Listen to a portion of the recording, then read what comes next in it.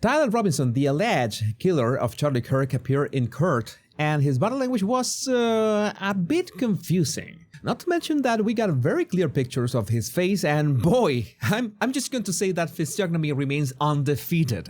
He had some moments of smugness and others of complete detachment, so we're going to take a look not only at his body language, but at the weird stuff that happened during this live stream, such as a critical decision of the judge regarding cameras inside the courtroom and that strange pattern on his tie. Welcome back, my body language buddies. My name is Jesus Enrique Rosas. I'm the body language guy, and don't forget to like, subscribe, and hit that bell so you don't miss any of my body language analysis and tips. Let's get down to it. We start with the fact that the amount of law enforcement surrounding him while he was taken to court, you might think that they were bringing in Hannibal Lecter himself. But the real problem was when apparently, since he was seen in shackles and those images were broadcasted, Judge Tony Graff almost completely shut down the live stream. Robinson's attorneys say that his shackles might bias jurors, especially with the case drawing international attention and even comments from the Don himself. It's important to remember that even if Robinson originally confessed to the crime in many ways, such as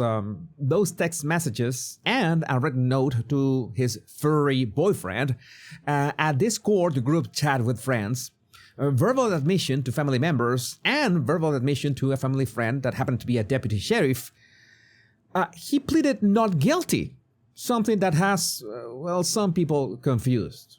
But in fact, if you ask most attorneys over this matter, you will get pretty much the same answer. Since the death penalty is on the table, then pleading not guilty is kind of a bargaining chip to split the difference and get, prison for life. So, obviously, I wanted to see those scandalous images of Robinson in shackles. I looked for them everywhere, and at first I couldn't find them. I guess because I was searching for a clear shot of Robinson. But no, there's no such a thing, at least in this hearing. Then I realized that the only moment in which you can see the shackles is when Robinson is sitting in between his attorneys. That is, if you can spot the shackles. We could play Blue's Clues with this one, and I'm sure that you will never see them unless I zoom in on the image. But let's play. Can you see the shackles in this picture? No? I thought so. Let's zoom in, and there. Those are the shackles, or at least part of them. It's funny because I'm pretty sure that if the judge hadn't mentioned the shackles, nobody would have paid attention to them. And if somebody had seen them, it would have been seen as maybe standard procedure. I think Richard Novak, one of his attorneys, noticed this, so he went on to cover the camera with his body and tell Robinson to cover the shackle with his right hand. And that is exactly what he did.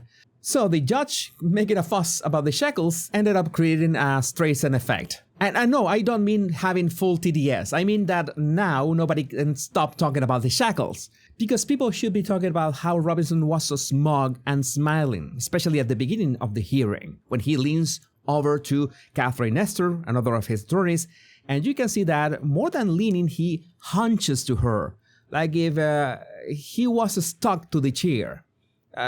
He could have just separated himself from the backrest and, in fact, be able to shorten that distance in a more comfortable way. That was just odd, but I wanted to point that out. Now, lip readers have a number of theories of what was he saying during that exchange. But even if we can't confirm what were his words, we know that his facial expressions caught everyone's attention. He had that slight smile on his face. And no, that is not part of his body language baseline because he doesn't have that expression most of the time. When he was talking to her, he also displayed a number of eyebrow raises which can signal that he was engaged in the conversation and he wanted to make himself understood. That is important because at some point we could discuss if we are talking about a sociopath or a psychopath. So far, I'm more inclined to say that he's a sociopath.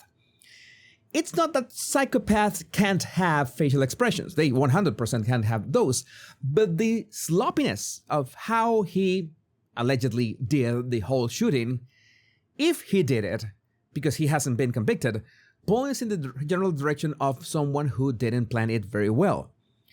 You could say that he is smiling and all smug and proud could be of a psychopath that has no remorse, and you could be right because we have too little information to say that he is either of those. But we do have enough information to say that he looks like a dork, that's for sure. These are the kind of tips you can find in my book Body Language in 40 Days, my complete step-by-step guide to read people, master your own body language, and use both skills to max out your influence. Check out the link in the description of this video. But then we have a question. There are many people that don't believe that Tyler Robinson did it, that in fact he's a patsy, someone who is taking the fall for the real shooter. But if that was the case, then why would he have this attitude, even if it was for a short moment during the hearing? Someone innocent must be upset in many ways. But let's say for a minute that this theory is true, that Tyler Robinson did not kill Charlie Kirk. Then why did his parents, and more specifically his father, turn him in? What was the purpose of that? Are you telling me that his parents and his family are on it as well?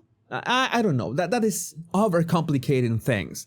Because if he was used by some third party as a patsy and pretended that he was the actual killer, it would have been much more safe to get rid of him after doing the job, whether if he took that shot or not.